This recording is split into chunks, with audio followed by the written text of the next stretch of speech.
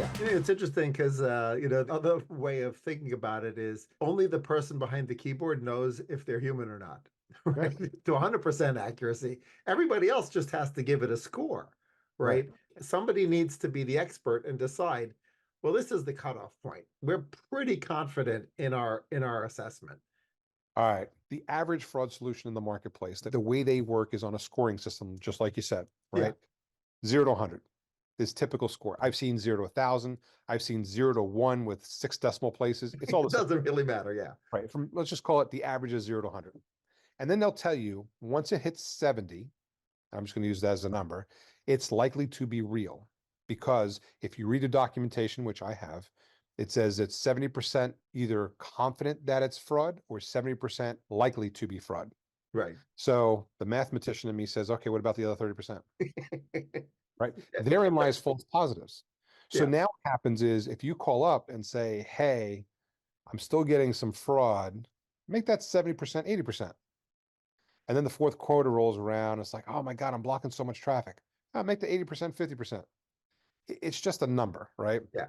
And that's one of the things that really separates us different. We don't do that. We do good or bad. If we mark it as bad, we are 100% confident it's not real. And based on client feedback, we're 99.999% accurate when marking a visitor as fraud.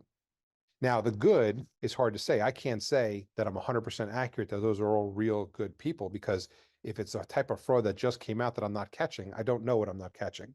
Right. And if any solution in the marketplace says we're going to catch 100% of the fraud, run for the hills because they don't know what they're talking about.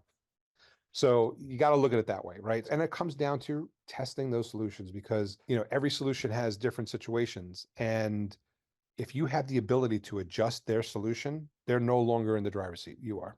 Right. So when you have false positives or you're blocking real people, or you're not missing fraud, they're just going to turn around. Oh, you adjusted the rules. That's on you. It's a great business model, but it's not a real fraud solution. And that's why those solutions like that cannot and are not certified.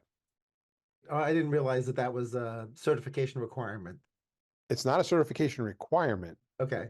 but the requirements build up that, and I forget the exact terminology, but you can't let the user of your software control over how your rules work. It's something to that effect. So that kind of knocks out half of the market, and because half the market thinks that's what people want. People want to have the ability to control things.